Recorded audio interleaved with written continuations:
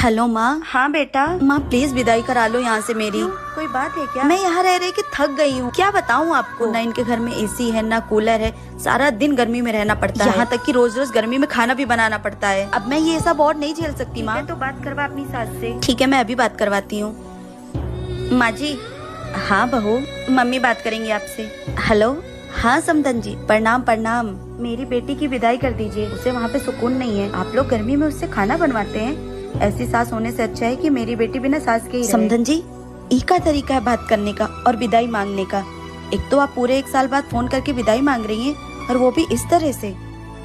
आप बताइए विदाई करेंगी या नहीं? हाँ करूँगी। आप कल अपने बेटे को भेज दीजिएगा और ले जाइएगा यहाँ से।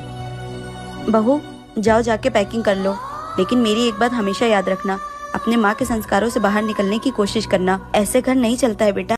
हेलो माँ। हाँ बेटा। माँ प्लीज।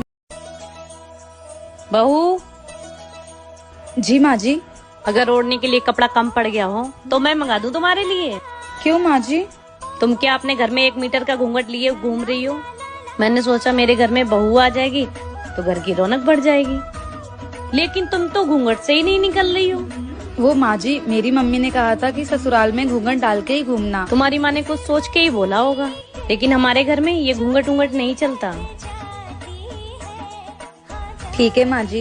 अब मैं चांद जैसी बहू लेके आई हूँ तो मैं पूरे घर में चमकता हुआ देखना चाहती हूँ। माँ जी, मैंने सोचा था मेरी सास बहुत खड़ूस होगी, पर आप तो मेरी माँ से भी प्यारी हो। चल जा अपना काम कर।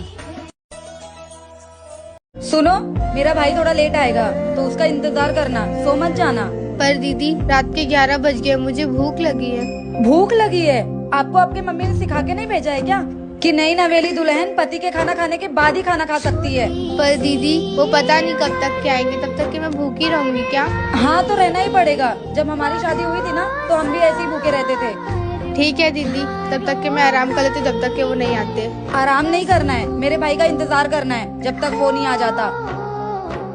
जी दीदी। पता नहीं क्या रिवाज है ये, पता नहीं कब आएंगे वो।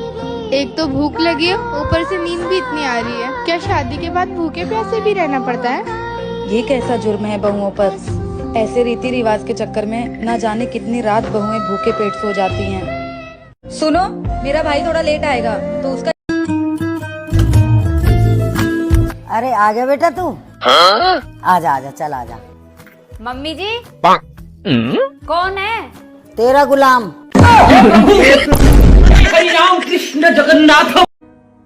बहू, कल मेरी बेटी की नंद की सगाई है, तुझे यही साड़ी पहन के चलना है उसके ससुराल।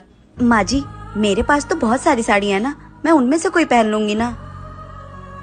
पर माँ जी, ये साड़ी बहुत भारी है, ये मैं नहीं संभाल पाऊंगी। मैं एक काम करती हूँ, मेरे पास जो साड़ी है मैं वही पहन लेती हूँ, इसे आप रख लीजिए। हाँ, मुझे पता है कि तेरे पास 200 रुपए वाली बहुत सारी साड़ियाँ हैं, लेकिन तू वो सब नहीं पहन कर जाएगी। जितना बोल रही हूँ उतना सुन, यही साड़ी पहन कर जाएगी हमारे साथ।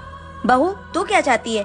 तू वही अपनी सस्ती से 200 रुपए वाली साड़ी पहनकर मेरी बेटी के ससुराल जाएगी और वहाँ हम लोग की बेइज्जती करवाएगी? नहीं, तू यही पहन कर आएगी। समझ में आई बात? माँ जी, अगर मेरे आने से दीदी के ससुराल वालों के सामने आप लोगों की बेइज्जती होगी तो फिर मैं आप लोगों के साथ नहीं आऊंगी। हाँ, तो यही बेहतर होगा कि तू वहाँ हम लोगों के साथ मेरी बेटी की ससुराल नहीं आए, वरना लोग ताने मारेंगे कि इसकी बहू तो 200 रुपए वाली सस्ती साड़ी पहन कर आ गई।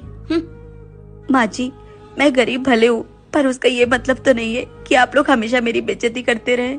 क्या गरीब होना पाप है? आप लोग इस बात से सहमत है तो कमेंट करके जरूर। बहू, ये इतनी सुबह सुबह किचन में कौन है और क्या कर रहा है? बहू। जी माँ जी। तुझे नींद नहीं आती है क्या? अपनी भी नींद खराब करती है और साथ ही साथ हम लोगों की भी नींद खराब करती है। माँ जी, इनको ऑफिस जाना है तो इनके लिए खाना बना रही थी। तो 6 बजे ही उठ के खाना बनाना जरूरी है क्या? 8 बजे भी उठ के कुछ बना सकती है उसके लिए हल्का फुल्का। पर माँ जी, इनके लिए लंच, पर ये तो बोलते मैं लंच में घर का ही खाना खाऊंगा।